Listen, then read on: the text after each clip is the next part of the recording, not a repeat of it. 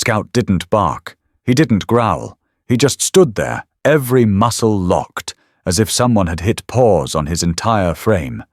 His eyes were fixed on the rotting hut in front of them, unblinking. The breeze tugged at the edge of his ears, but the old shepherd didn't flinch. Ben Calder dropped his duffel on the moss-covered step and exhaled. "It's just an old shack, buddy." Scout didn't move. He didn't advance. He didn't retreat. He trembled. Just once. A single barely there shiver that slid down his spine like a current. And it chilled Ben to the core. 9 years of calls-together robberies, drug raids, back-alley standoffs in the pouring rain. Scout had faced gunfire and gas without so much as a blink. He'd pulled Ben out from under a collapsed overpass in Bozeman. He'd stood his ground against a meth head wielding a hunting knife in Reno. But never once, not once, had Scout trembled at a door. Ben felt his throat tighten. He glanced back at the weather-beaten structure leaning into itself like it had forgotten how to stand straight. No windows, just 2 shattered frames and a splintered porch. Ivy crawled over the eaves like the forest had been trying to bury it for decades. 40 years, the locals said. No one had stepped inside since the Harper couple disappeared in '82. No search team ever found their bodies. Just a missing persons file and whispered warnings. Ben hadn't cared. He'd wanted off the map, off the grid, off everything. Now, Scout wouldn't cross the threshold. "You smell something I don't?" Ben asked quietly. Scout didn't answer, of course, but he blinked once, slow, then let out a sound so low Ben almost missed it, a kind of whine caught halfway to a growl. Ben stepped forward and pressed a hand against the doorframe. The wood was damp, rotten in places. The air around it had a strange heaviness to it. Not musty, like age. Something more metallic, like something had leaked into the soil beneath. "All right," he muttered, turning back toward Scout. "You wait there." He stepped inside. Dust rose up, then seemed to hang, suspended in the thick light. The place smelled like ash and salt and thyme. Ben stood still, breathing through his mouth. The floor groaned beneath his boots. No furniture, no sign of life. But a deep gouge down one of the walls, about chest height, made him frown. Scratch marks. He knelt and ran his fingers along the wood. Not claw marks, human. Then Scout growled. Not from outside, behind him. Ben spun. Scout had crossed the threshold after all, just barely. His head low, ears tilted flat, his body taut. Then he moved, darting past Ben to a spot near the back wall. His nose went to the floor, then up the baseboard, then back again. Back and forth, quick, surgical. He gave a sharp, singular bark and began to dig. Ben stepped over, crouched beside him. "What is it?" Scout kept going, not like a dog chasing scent, like a cop pursuing certainty. Ben stood up and went outside, grabbed the mini-shovel he kept in the truck. When he returned, Scout was now pawing at the floorboards themselves, trying to get beneath them. Ben wedged the shovel under the edge of the rotten plank and lifted. The wood groaned, cracked, then gave. A waft of cold air rose up. Scout recoiled half a step, sneezed, then looked back at Ben. A shallow pit. Not deep, not large, but just enough to bury something. Scout nosed forward again, then stopped abruptly. Tail stiff, ears locked. Ben reached in. Metal. Cold. A tin canister, rusted along the seams. Coffee can size. He pulled it out, wiping off the dirt and strands of burlap. The lid was dented but intact. He twisted it slowly, carefully. Inside was a photograph, black and white, yellowing at the edges. A man in suspenders. A woman in a polka-dot dress, standing in front of what looked like this very hut. Their faces expressionless, as if already halfway forgotten. And a date. August 11th, 1982. Tucked beneath the photo was a piece of parchment, edges singed, folded twice over. Ben opened it. A map, hand-drawn, crude but legible. Tree lines, a cliff edge, and just below it, a symbol. A small rectangle with a cross through it. Next to it, scrawled in shaky lettering, Route Line. Vault Scout let out a low, short growl. Ben looked down. The dog was staring not at the map, but toward the floor. Ben turned his flashlight to the baseboards again. Behind them, the outline of a hatch shimmered through the dust. It hadn't been nailed shut. It had been sealed. On purpose. He looked at Scout, who sat down now, panting but alert. Ben folded the map and slipped it into his jacket. He sat back on his heels and studied the room again. This wasn't just an old hunting cabin. And whatever was beneath this floor? Scout had felt it before Ben even saw it. He stood slowly, brushing the dust from his hands. "We're not alone on this island," he said quietly. Scout didn't move. He just stared at the hatch, as if he already knew, as if something down there was waiting. Ben Calder never planned to end up alone on an island with a dog who'd seen more war zones than most men. But life had a way of peeling things away rank, purpose, family, until all that remained was what you couldn't let go of. For Ben, that was Scout. The move to Bitter Rock Island wasn't part of any retirement plan. It wasn't a soft landing. It was an extraction. A quiet retreat from a world that had kept asking more of him until it finally took everything. His wife, Dana, had died less than a year earlier. Liver cancer. The kind that doesn't negotiate, doesn't give you a season to prepare. 1 month they were arguing about which flooring to install in the kitchen. The next, she was too weak to lift a coffee mug. She'd been fierce in life, tougher than him in most ways. She faced death the same way. No drama, just grit. But her silence in the final days, the way she looked at him when she couldn't speak anymore, that haunted him more than anything he'd seen on the job. Their daughter Sydney hadn't spoken to him since the funeral. He hadn't cried, hadn't broken. He'd stood by the casket like it was a military send-off, not the end of a marriage. Sydney called him cold, said he treated Dana's death like a case file. She wasn't wrong. But Ben didn't know how to be anything else. You can't be a hostage negotiator for 23 years and not compartmentalize. It's how you survive. Scout was the only one who'd stayed. The German Shepherd was almost 10 now, silver streaks threading through his muzzle, but still sharp. He wasn't a pet. Never had been. Scout had been Ben's K9 partner for the last 5 years of his career. He'd saved Ben's life during a hostage standoff in a Denver bank, dragged him out by the vest after a suspect pulled a second weapon no one had seen. The moment stayed with Ben. Concrete dust in his mouth, the deafening ring of a flashbang, and Scout's teeth locked on his gear, pulling like his own life depended on it. He'd fought hard to adopt Scout when the department retired him, and when he left the force himself early, raw, and hollow, Scout had come with him without hesitation. Bitter Rock had no cell towers, no bridges, just a twice-weekly ferry and a general store that sold more bait than bread. The cabin came cheap because no one wanted it.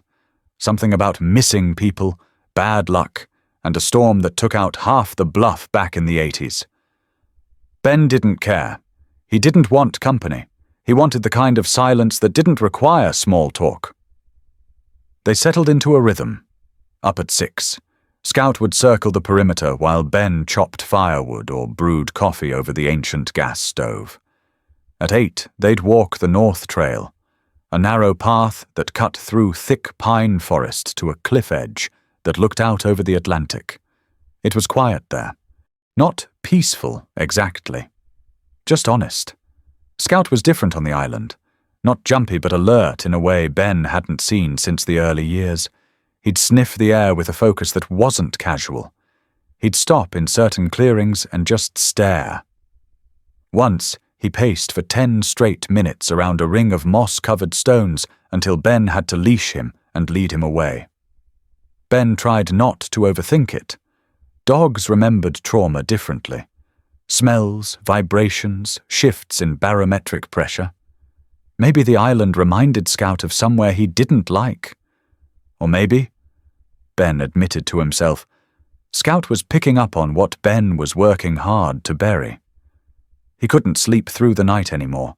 Hadn't in months, not since the funeral. When he did dream, it was always the same scene: Dana standing at the kitchen window, backlit by morning light, just before the diagnosis, humming some song he never learned the name of. He'd wake up gasping, not from grief but from guilt, for not holding her longer, for not knowing how.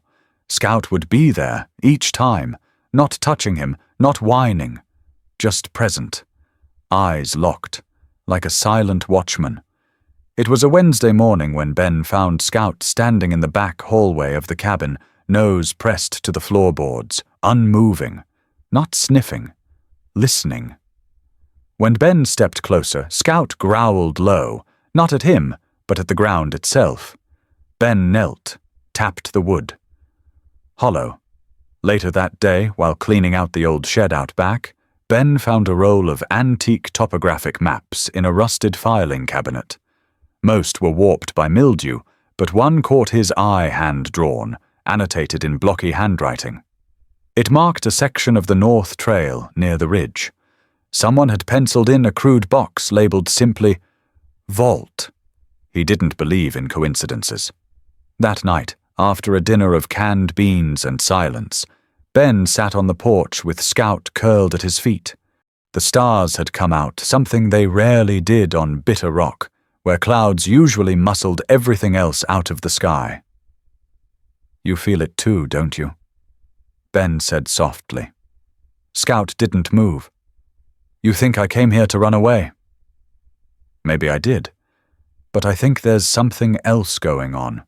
Something—" Unfinished. Scout raised his head, his one ear still standing straight, the other folded from an old injury. "Yeah," Ben said. "Me too." What neither of them knew then was that the tremble in Scout's shoulders, that hesitation at the door of a forgotten hut, was just the beginning. The ground was whispering. And Scout, he was the only one still listening. The northern ridge wasn't on any trail map. It was one of those places locals talked around, not about. A slope of dense trees, thick underbrush, and crumbling stone outcroppings that looked like vertebrae in the spine of the island. It wasn't marked, it wasn't fenced, it just sat there, still and watching. Ben only noticed the change in Scout because he knew the dog better than he knew himself. They had walked the same path for 3 weeks, every morning after coffee, after splitting wood. Routine, quiet. On the 4th Monday, Scout stopped mid-step on the edge of the trail, tail rigid, ears pricked forward. He didn't bark. He didn't growl. He just froze. Ben stopped too, following the line of Scout's nose. Nothing there, just trees, moss, fog curling low over the ground like it had nowhere else to go. "Come on," Ben said, clicking his tongue. "It's just a deer or a fox." Let it be. Scout didn't move. Instead, he inched forward slowly, nose low, body slinking like he was tracking something without permission. Then, without warning, he darted off the path toward a cluster of rocks wrapped in ferns. "Scout!" Ben called, already moving. "Hey, slow down!" By the time he caught up, the dog was pawing furiously at a patch of earth beside a gnarled tree root. Not wildly, methodically. Dig sent pause. Dig again. Ben grabbed his collar. "Hey, what is this? There's nothing here."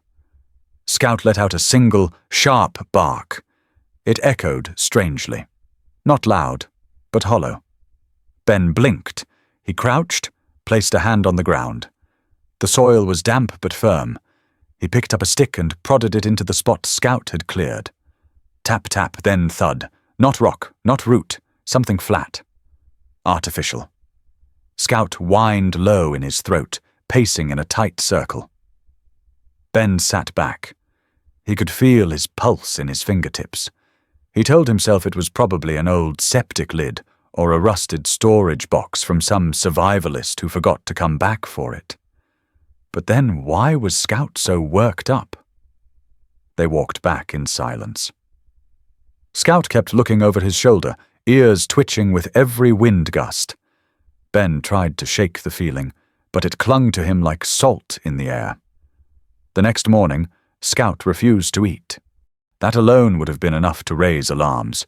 This was a dog who'd once stolen an entire rotisserie chicken off a crime scene table. Instead, he paced the cabin, stopping by the door every few minutes. Every time Ben moved, Scout followed. He wasn't anxious. He was on alert. By noon, Ben gave in. "All right," he muttered. "Let's go." They returned to the ridge. This time, Scout didn't wait for permission. He went straight for the same patch of earth and began to dig again. Faster now. Ben brought a small shovel. It took less than 10 minutes to clear enough dirt to see it. Concrete. A slab, barely larger than a manhole cover, with rusted rebar poking through the edges. Ben knelt, ran his fingers across the surface. There were marks on it, not random weathering. Letters? Not many, just 2, worn by time, but still legible. He stared at them for a long time. Scout sat beside him, chest rising and falling, watching him carefully. "You dragged me here to find this, didn't you?" Scout didn't answer, but his head tilted slightly at the sound of Ben's voice. Ben didn't know what RL meant, but his gut twisted, and not in a way he liked. He stood. "Tomorrow," he said, "we come back with the right tools." That night, rain came down hard. The wind rattled the porch screen like it was trying to get in. Scout lay by the door again, eyes wide open, body rigid as though expecting something to arrive.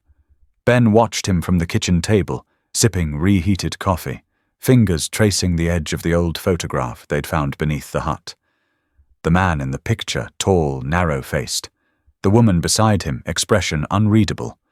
Both standing in front of the same rotting shack, taken on the very day they disappeared. RL route line. Ben stared at the map again, the one drawn on the back of the parchment they found with the photograph. The trail, the cliff edge, the crude symbol of a box. That spot. It matched the ridge. Scout's pacing wasn't random. The digging wasn't chance. Ben opened his laptop and typed in route line and bitter rock. Nothing. Then he added Vault, Harper, and Missing Persons 1982. Still nothing. He leaned back, frustrated. Scout got up, walked to the table, and sat beside him. His body was tense, but his eyes, those old, battle-worn eyes, never left Ben. "You knew, didn't you?" Ben whispered, "There's something under this island." Scout blinked. Ben let out a breath. He wasn't a man who believed in signs, but he believed in instincts, and he believed in Scout. The dog had never led him wrong. Not once, not in a hostage standoff, not in a field full of landmines, not in that dark Denver alley where one wrong move would have gotten them both killed. So if Scout said something was down there, then something was. And Ben Calder, whether he liked it or not, was about to find out what. The rain had started just after midnight and hadn't let up. It pounded the metal roof of the cabin in thick sheets, wind howling hard enough to make the walls creak. Ben couldn't sleep.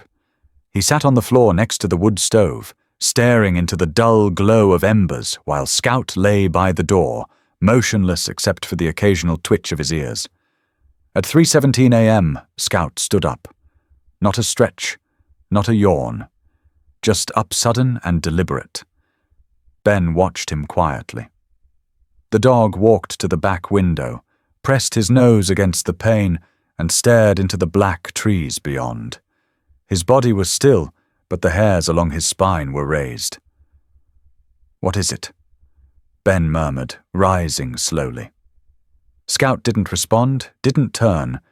He just gave one low, broken whine, the kind Ben hadn't heard since their last SWAT call-out together. The kind of sound that meant something wasn't right. Not a threat, not danger, something deeper, something wrong. By morning, the rain had thinned to mist.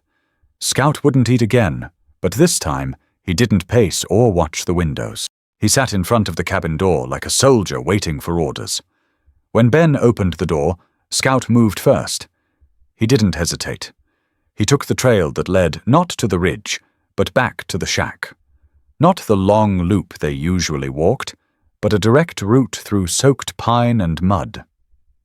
Ben followed, not asking questions, just watching the way Scout moved every step precise, tail rigid, nose low but not touching the ground. Tracking. Not just scent, something more than scent. Memory, maybe, or instinct that had outlived even the original moment. When they reached the shack, it looked worse in the morning light. Rain had peeled another layer of paint off the door. The porch sagged heavier. Something about it felt like a wound, not a structure. Scout didn't pause. He moved straight to the side of the building, where the ground sloped and the ivy grew thick. Ben watched him sniff, circle, then drop into a tight, focused dig. No hesitation, no distraction. Ben joined him. The soil was wet, soft, easy to move. It didn't take long before the shovel clinked against something. Metal. He cleared more dirt and pulled it free. An old tin can, rusted at the edges but still sealed. Scout sat back, eyes locked on the object. Ben pried the lid off with the edge of his multi-tool, half expecting nothing but mold and rot. Instead, he found a folded piece of parchment burned along one edge and an old black and white photograph curled from moisture. Two people. A man in a button-down shirt and suspenders. A woman in a polka-dot dress. Standing in front of this exact shack. Same slant to the porch. Same twisted pine in the background. Their faces unreadable. Blank. Almost resigned. Ben turned it over. One line written in careful cursive. August 11th, 1982. His heart thudded once, hard. The date stuck in his mind. Not because of the handwriting or the image, but because of something buried deeper in memory. A missing persons article his mother used to mention, whispered like a campfire ghost story. A couple that had vanished on a remote island cabin, never found, just swallowed whole. Ben looked at Scout. The dog hadn't moved, still seated, still watching. There was something in his eyes, no fear, but a kind of quiet urgency, like he was waiting for Ben to catch up to what he already knew. Ben unfolded the parchment. It was a map, hand-drawn, crude lines forming trails, a ridgeline, what looked like a shallow basin near the cliff's edge. And near the center, two words, written in pencil just dark enough to survive the decades. Route line. Vault Ben sat back on his heels, the can in his lap, and stared at the shack. I need to stop pretending this is just about bad dreams, he muttered. Scout blinked slowly, the same way he did when he was on a target and knew they were moments from a move. This wasn't nothing. Scout hadn't been reacting to scent alone. He had led them here, to this exact spot, to a clue that someone had buried 40 years ago and never meant for anyone to find. Ben studied the map again. Route line. Vault, that word made his throat tighten. Vaults didn't exist by accident. They were built to protect, or to hide. Either way, people didn't draw maps to them unless they wanted someone specific to find them. But why hide it in a coffee can under 6 inches of mud behind a shack no one had touched in 4 decades? Unless that someone never got the chance to return. He looked back down at the photo. The man's face, though distant and slightly blurred, had something familiar. Not in a literal way. In posture. In the way his hand hovered just behind the woman's waist, not quite touching. Protective, but cautious. Like a man preparing for something he couldn't explain. Scout whined again. Ben folded the map carefully and placed it back in the can. He tucked the photo into his jacket. Then he stood. "I think you just found the first piece, old man," he said softly. Scout got to his feet, gave a single low bark, and turned to face the woods. They didn't go back to the cabin yet. They walked the perimeter of the shack again. And for the first time, Ben noticed something he'd missed before. Not a scent, not a sound, a pattern. Scratch marks on the inside of the shack wall. Faint, parallel, human. And in the far corner, just above the baseboard, the edge of another board slightly lifted. Scout stopped at it. Ben crouched and ran his hand along the wall. The plank wasn't nailed. It had been pried back, then shoved back into place. He eased it out, and behind it there was only dark. But not the kind of dark that came from insulation or hollow wall. The kind that came from a crawl space, from something someone had gone to trouble to hide. Scout stared into it without blinking. Ben didn't go in. Not yet. But he knew now Scout had been right all along. This island wasn't just haunted by stories. It was holding something. And whatever it was, it had waited a long time for someone to listen to the whispers. Scout had. Long before Ben. The floorboards gave easier than Ben expected. They had soaked through from decades of coastal rain and neglect, the wood splintering in his hands as he pried them loose one by one. Dust clung to the air like fog, stirred by movement that hadn't touched this place in 40 years. Scout stayed close, his body low, alert, not anxious, but prepared. The way he used to be before entering a breached apartment or a warehouse with uncertain corners. His ears twitched at every creak. His nose moved in small, deliberate arcs, sampling more than just dust. Ben crouched and cleared the remaining boards, revealing a space underneath, too uniform to be a crawl space, too dry to be natural. He picked up the flashlight. What he saw below didn't make sense. A square shaft, just wider than a man's shoulders, lined with concrete. A poured chamber, no stairs, just a rusted iron ladder bolted into the wall and descending into shadow. Scout let out a short breath, almost like a grunt. Ben looked at him. "You knew this was here." Scout didn't look at him. He looked down. Ben swung the light again, checking the walls, the seams of the floor. Everything about the chamber was intentional. This wasn't a survivalist bunker or storm shelter. It was built to be hidden. Buried. He reached into his pack and pulled out a coil of rope, anchored it to a support beam and tested his weight. The ladder looked intact, but he wasn't about to bet his spine on rusted bolts. He clipped into the rope, glanced once at Scout, then stepped into the hole. The air changed 3 rungs down. Colder. Still. And something else. An odor. Not death. Not exactly. Metallic. Synthetic. Like oxidized copper and electrical burn. At the bottom, his boots landed on packed dirt mixed with gravel. The beam of his flashlight caught the edge of something metal glinting under dust. Rails, narrow gauge, industrial but small. A transport track, maybe 2 feet wide, stretching into the dark. Ben followed it. The tunnel wasn't high, he had to duck slightly, but it was deliberate, carved and reinforced with concrete ribs. Moisture clung to the edges where the ceiling curved, and somewhere above he could still hear the muffled hush of wind against the shack. Scout dropped in behind him with a soft thud, his paws scraping lightly on the iron rungs as he descended, slower than usual. Ben waited until the dog stood beside him, then nodded. "Let's see where this goes." They followed the tracks deeper. After maybe 20 paces, Ben saw it. A shape slumped against the wall at the far end of the first chamber.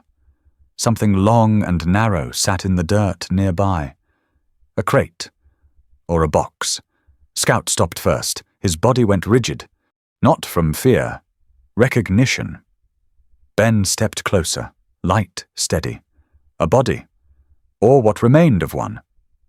The skeleton was curled on its side, ribs pressed against the wall like it had fallen and never got back up. Bits of fabric still clung to it, the remains of a coat, maybe. One sleeve was twisted awkwardly beneath the torso. The right hand, though, locked around something. Ben knelt, breath shallow. The fingers had long since shriveled to bone, but they still gripped an object tightly, as if even in death the body had refused to let go. Ben pried it loose gently. A key, not brass, not home use. It was sleek, rectangular, scorched along one side. A broken circuit pattern ran the length of it. Electronic, military or corporate grade. Scout sniffed at it, then recoiled with a sharp sneeze. Ben turned the key over in his palm. "What the hell were you guarding?" he asked quietly. The crate beside the body was sealed with rusted hinges. He pulled them open and swept his flashlight across the interior. Empty. No supplies, no papers, just scratches along the inside, as if someone or something had clawed at it in panic. Ben stood slowly. Then he saw it. Scratched into the wall above the body, barely visible beneath grime and soot, were two initials. J.C. He took a photo. Not because he had a plan, but because he knew someone had gone through the trouble to leave a mark, and that meant something. He turned to Scout. "You smell anything else?" Scout didn't bark. He walked forward, toward the rails, and stopped. Then he looked back. Ben followed his gaze. The tunnel didn't end here. The tracks continued curving left, deeper underground, swallowed by black. Ben hesitated. He wasn't ready. Not without gear. Not without backup. But the part of him that had spent 2 decades reading crime scenes knew one thing. They weren't in a basement.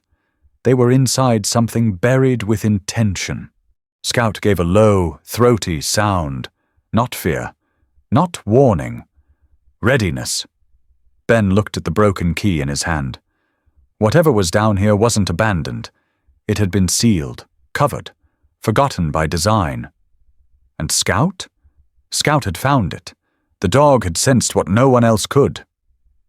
Ben pocketed the key and turned back to the shaft. This wasn't just about a missing couple or an old cabin anymore. They had just stepped onto the edge of a secret someone had tried to bury under concrete and time.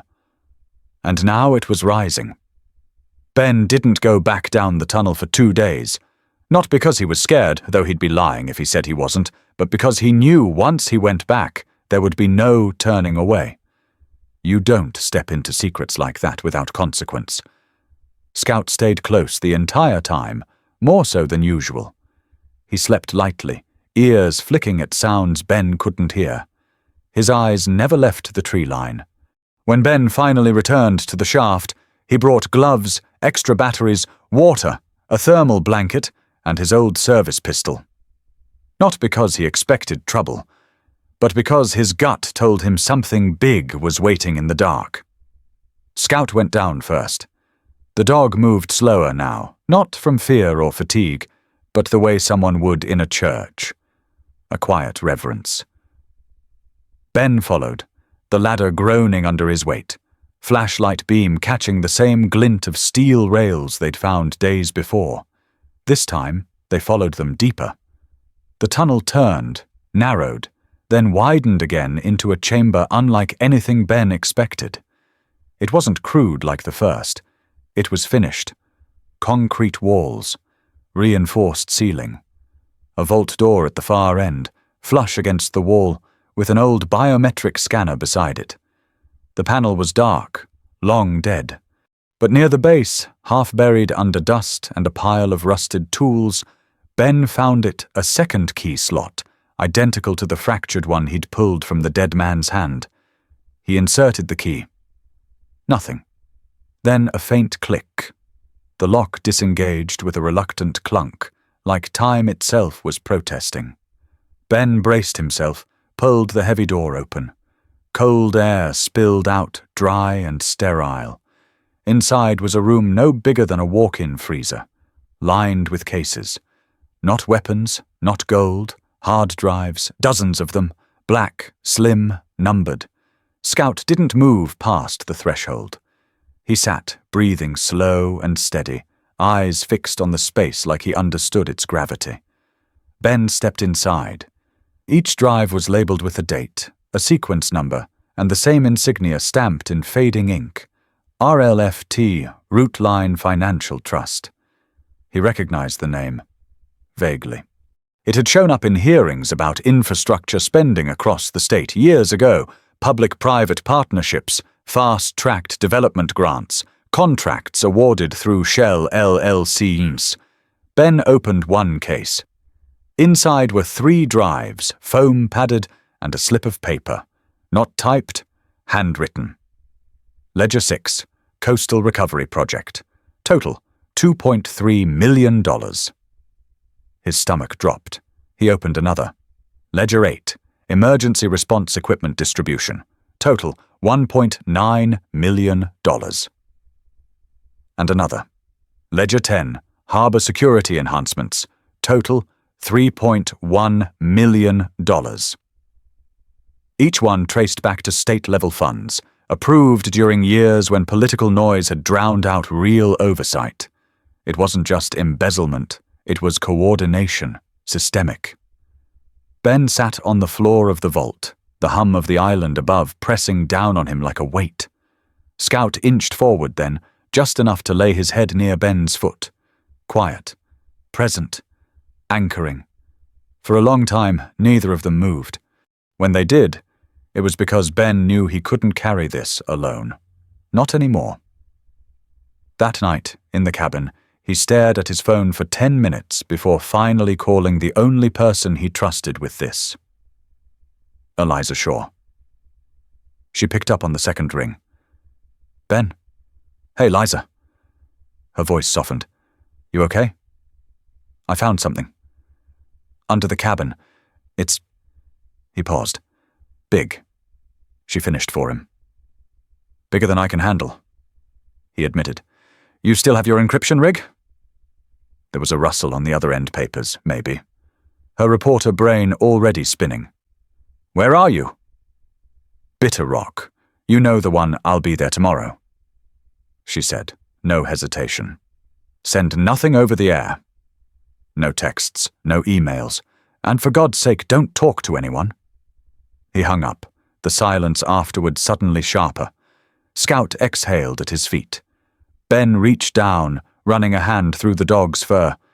You brought me here, he whispered. Scout didn't move, didn't blink, just kept watch. The next afternoon, the ferry docked in a curtain of fog. Eliza stepped off with a duffel over her shoulder, dressed in jeans and a windbreaker, her grey streaked hair tied back. She looked older than the last time he'd seen her, but sharper too, like time had carved away everything unnecessary. Still hiding out in the middle of nowhere, she said with a half smile. Ben didn't smile back. Wait till you see what's under the floor. At the cabin, he laid out the map, the drives, and the photograph from the can. Then he handed her the slip of paper from the vault. She read it once, then again. 10 million? She said quietly. That's just what I found. There's more, Eliza nodded, eyes narrowing. You think this goes all the way to the governor's office? I think it goes deeper than that. Ben said. Someone built an entire system underground, then buried it, literally. You don't do that for a few misfiled invoices. She reached into her bag and pulled out her drive reader, a portable encryption rig. As she worked, the screen filled with code, timestamps, transaction logs, and names, politicians, contractors, finance officers. The data was dated, but the pattern was clear. Funds earmarked for public good, siphoned through dummy companies, routed offshore, then scrubbed clean. Eliza leaned back, eyes wide. This is the kind of story people disappear over. I figured. Ben said. That's why I called you. She glanced at Scout, who was watching her now, head tilted. "You still have him." "He's the only one who didn't leave." She didn't ask about Dana. She didn't have to. That night, they locked the cabin from the inside. Scout curled by the door. Eliza kept reading, scrolling, sorting, and Ben watched the wind curl through the trees outside, knowing full well that something had been unearthed. Not just a vault, not just money, a secret someone had killed to keep. And Scout? Scout had been the first to hear it calling. It started with the box. Ben found it sitting on the cabin's porch steps just after sunrise, a plain cardboard rectangle with no postage, no sender. Just his name, Ben Calder, scrawled across the top in black ink, the handwriting sharp and slanted, like someone had written it in a hurry. Or with anger. Scout was already bristling before Ben picked it up.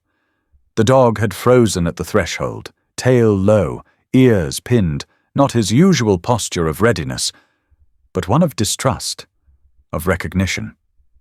Ben brought the box inside carefully, set it on the table, and opened it with the same deliberate caution he'd used clearing rooms overseas.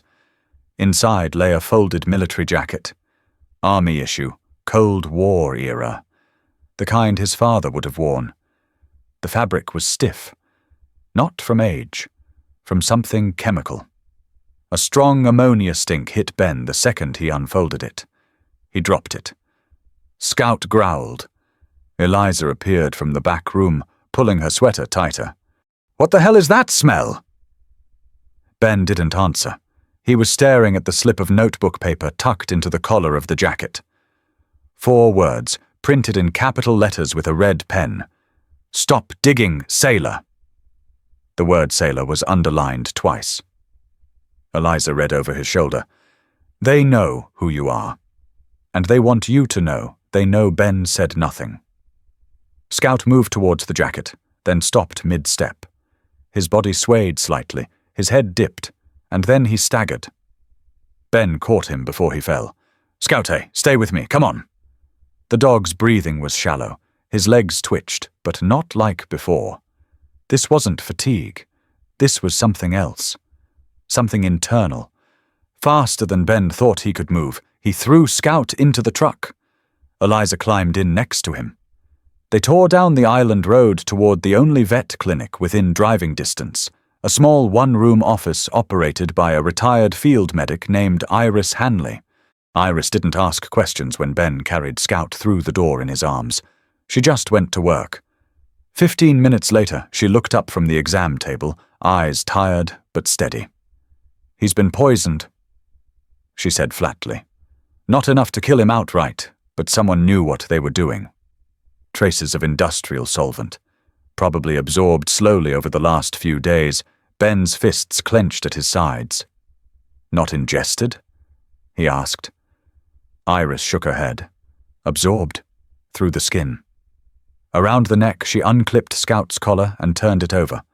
Something was embedded in the underside.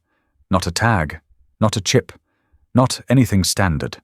A thin metallic square, no larger than a postage stamp, with a faintly visible circuit etched into its surface. Iris blinked. "That's not veterinary." Ben took it and held it up to the light. Eliza leaned in. "That's an NFC tracker." "A transmitter?" "Maybe. But it's not transmitting now. Might have been coded for short-range activation. Data storage, maybe. Like a dead-drop flash drive." They brought it back to the cabin and connected it to Eliza's secure reader. A screen lit up. Coordinates. A single line of numbers. Then a label. Route Line Sector 2. Ben stared at the screen, then at Scout, who lay curled on the rug near the door, his breathing slow but steady now under the vet's medication. "They poisoned him," Ben said, voice low. "And they left us a map." Eliza nodded. "It's bait." A warning and a dare, Ben looked out the window at the trees shifting in the morning light. Fog still clung to the trunks like old skin. The air felt too still. "They want us to walk into whatever's waiting," he said. "Yeah," Eliza replied, "but they underestimated one thing." Ben raised an eyebrow. She pointed to Scout. "They thought breaking him would break you." Ben looked down at the dog, his partner, his brother in arms, the only creature who had stayed through every loss. He ran a hand gently down Scout's back. "Wrong dog. Wrong man." The following day, after leaving Scout resting with Iris, Ben and Eliza returned to the shaft beneath the shack.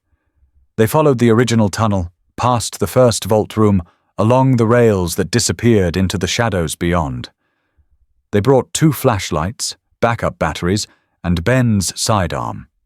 The air turned colder with each step. After 20 minutes, they found it. A second concrete wall.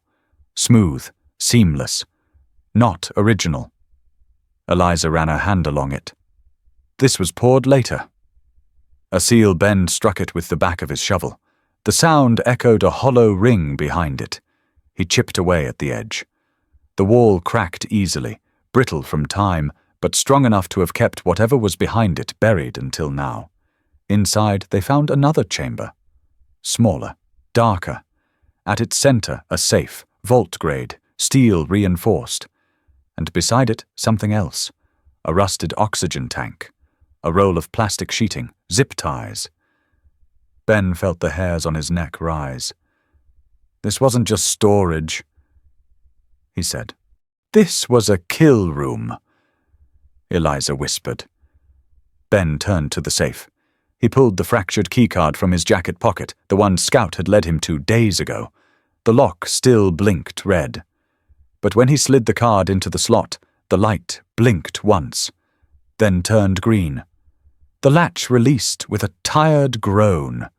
Inside the safe, resting in foam, were 3 more drives, smaller, sleeker, newer. Eliza connected one to her reader, and a string of names appeared. Not just accounts, contracts, wire routes, dates that matched election years, procurement awards, disaster recovery packages, tens of millions. Ben didn't speak. Scout wasn't there. But his nose had led them here. Again. And this time, it wasn't just bones or missing people. It was something that could shake the state. And maybe more. The coordinates embedded in the microchip led to the farthest corner of the underground network past rusting beams, fractured concrete, and remnants of equipment no one had touched in decades. Ben and Eliza stood shoulder to shoulder, their breath visible in the cold, damp air.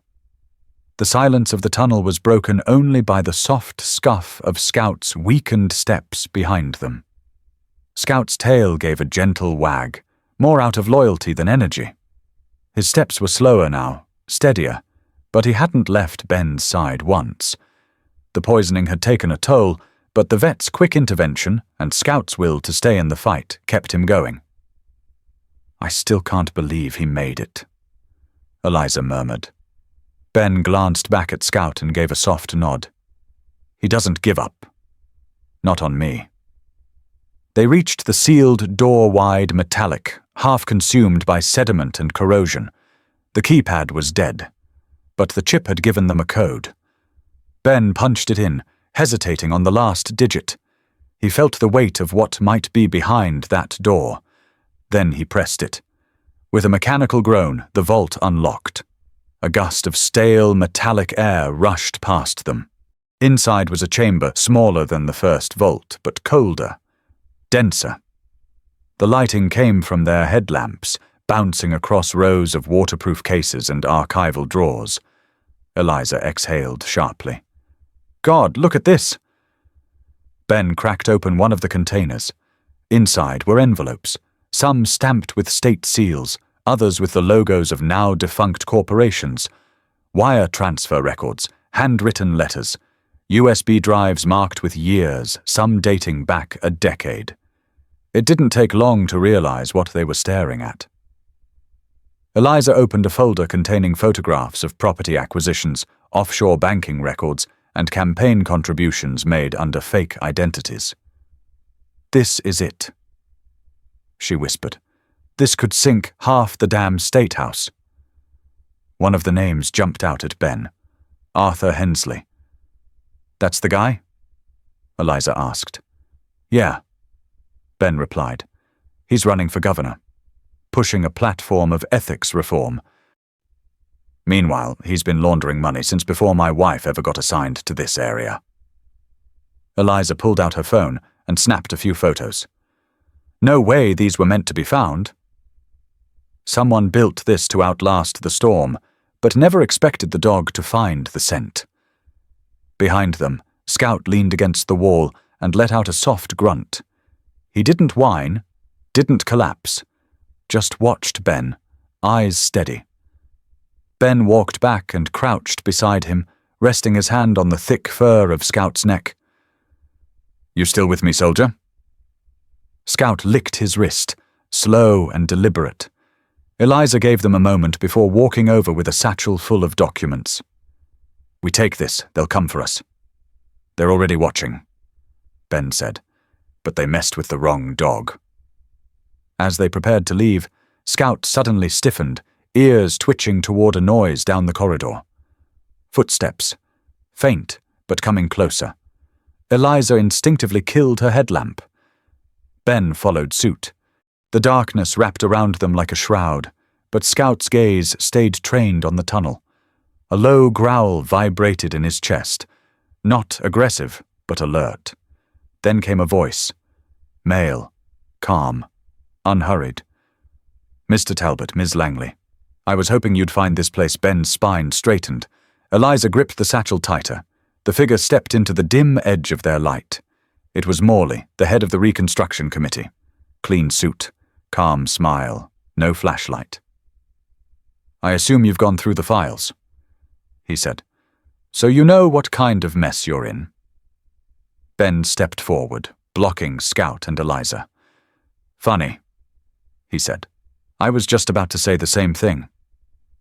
Morley's eyes dropped to Scout. "You should have let that mutt die." "Would have saved you both a lot of trouble." Scout bared his teeth. Not a bark, not a snap, just the steady flash of fangs. And that was enough. Morley backed a half step. Ben didn't move. "You're not going to touch this evidence. And if anything happens to Eliza, or this dog, there's a digital copy already en route to the feds." It was a bluff. Maybe. But Morley didn't call it. "You're playing with fire," he said coldly. "You think the public cares? They'll forget. They always do." "No," Eliza said. "Not this time." Morley held their gaze for a moment longer, then turned and walked away. No threats, no guns, just the quiet threat of power fading into the dark. They waited until his steps were gone. Scout let out a long breath and leaned his head against Ben's leg. Ben knelt, rubbing his ear gently. "You did good, partner. Real good." Together they walked out of the vault, into the dark, with proof in hand and just enough fight left for what was coming. Scout led the way, limping, slow, but leading, as always. The upload bar crept across Eliza's screen in painful slowness, each second like a heartbeat in a courtroom waiting on a verdict. Ben sat beside her in the small trailer they'd parked deep in the woods. No GPS, no signal traceable until now. Scout lay nearby, curled in a tight ball, his breathing shallow but steady. A bandage wrapped around his shoulder where the vet had flushed out the solvent. He refused to stay behind. "That's it," Eliza whispered. "It's out there." Within 15 minutes, the storm hit. Screens across the country lit up with a breaking headline. "Whistleblower uncovers multi-million-dollar embezzlement tied to governor candidate." Eliza's footage, grainy but undeniable, showed the ledgers, the bribes, and the names. And then came the clincher. Footage from the second vault, where a video recording revealed a key aide to Governor Morley accepting a satchel of cash, time-stamped and geo-tagged. Social media erupted. The press couldn't keep up. Within hours, Morley's campaign went dark. His staff stopped returning calls. 2 state senators named in the report resigned before the evening news. And in the midst of it all, Eliza received a coded message from the Independent Journal Federation. "Run it. Full support. If they try to gag it, we'll sue." Ben watched it unfold from the back of the trailer, his expression unreadable. He didn't want fame, never had. But there was something in his eyes that said he finally felt seen, if only through the echo of truth, finally breaking through. The next day, Scout barked once low, almost ceremonial, as black Suburbans pulled up near their makeshift camp. Ben wasn't surprised. He knew this would happen. You don't uncover $10 million in corruption involving federal reconstruction funds without waking a few agencies. 2 men in dark suits stepped out. One flashed his badge, FBI. "Mr. Whitlow, you need to come with us. The contents of your investigation have been deemed a matter of national security. The vaults fall under federal jurisdiction due to their historical location. The data will be classified moving forward." Eliza stepped forward, fury in her voice. "That's not how this works. This isn't a military op, it's theft. Fraud." On American soil, the agent didn't flinch. "It's not your call." Ben placed a calming hand on her shoulder. "Let them take it," he said quietly. "We already lit the match. Let the fire spread." By the next morning, the entire website hosting Eliza's files was seized. A red banner replaced the homepage. "Access restricted under National Security Protocol 4B27. Ben's name didn't appear in any of the breaking stories, neither did Eliza's. But people remembered. Snippets of the original footage lived on in dark corners of the internet. Independent whistleblower accounts reposted partial ledgers. A podcast leaked audio from the second vault. And someone no one knew who kept uploading a short clip of Scout, standing in that damp, cold chamber, his eyes focused on a steel door that had never been opened until that night. Back in the woods, Ben stacked firewood in silence, while Eliza read through the few remaining emails she'd received before the blackout. One stood out. From a former military K-9 handler in Montana. Subject line, "Your dog reminded me of mine." Scout padded up beside Ben, nudged his leg, and sat at attention. His eyes had a tired clarity. He wasn't just recovering, he was holding on, as if waiting for something still unfinished. "You still with me?" Ben asked quietly. Scout thumped his tail twice. Ben didn't smile, but his voice softened. "Yeah, me too." That night they sat by the fire while the country argued on airwaves, and the truth they uncovered faded beneath layers of bureaucratic grey. But somewhere, under all the noise, the world had shifted. And in a cabin on the edge of nowhere, a dog who wouldn't give up, and a man who once had, listened to the crackle of flame and knew something had broken free that couldn't be buried again. The frost came early that year. Ben knelt in the tall grass at the northern ridge, shovel in hand, sweat clinging to his brow despite the cold. The wind carried the smell of pine and wet earth, the same smell from the first night they'd camped there. Scout lay still beside him, wrapped in the old army blanket Ben had always kept in the back of the truck. His eyes had closed for the last time 3 days ago, his breath slowing into silence in Ben's arms. Osteosarcoma. It came fast. Too fast. Ben hadn't known how much noise a life could make until the silent Scout left behind. The grave was simple, just like Scout would have wanted. No ceremony, just a stone. Ben carved himself, his fingers raw and bleeding from shaping it with chisel and fire. He set it in the soil and stepped back. The engraving read, "Scout, he didn't bark for glory. He barked for the truth." Then Ben sat for a long time beside that stone, arms resting on his knees, gaze cast out towards the horizon. The sun was sinking behind the hills, golden light stretching across the valley. It looked exactly like it did the night Scout found the first vault. And just like that night, Ben felt something shift inside him. Not grief exactly. Not peace either, just space. A clearing. He used the rest of the reward money quietly wired to him by someone within the Journal Federation to build a place no one could take away. Not a monument, a beginning. The Scout Center for K-9 veterans opened 6 months later in the hills of eastern Oregon. Nothing fancy. A few kennels, a training yard, a clinic staffed by volunteers. It was built for dogs like Scout, the ones who gave everything and got forgotten anyway. Dogs who'd sniffed out IEDs in Kandahar and missing kids in Ohio, only to end up in metal crates behind shelters when their work was done. Ben ran it quietly, with the help of Eliza and 2 former handlers who heard about the place through word of mouth. He didn't do interviews, didn't write books. When a reporter from a national outlet showed up unannounced, Ben handed him a brochure and pointed to the sign over the front door. He didn't bark for glory. He barked for the truth. They didn't print the story. Ben was fine with that. What mattered was that the dogs had somewhere to go, that they weren't forgotten. One evening, months later, a boy and his father showed up with an old Belgian Malinois named Arrow. The father didn't say much, just handed Ben a folder of discharge papers and said, "She saved my life. We don't have room anymore." He didn't cry, but the boy did. Ben knelt beside Arrow, looked her in the eyes, and said the same thing he'd once said to Scout. "You're home now." That night, he stood alone on the porch as the dogs settled into sleep. He watched the trees sway in the wind and the stars blink into view.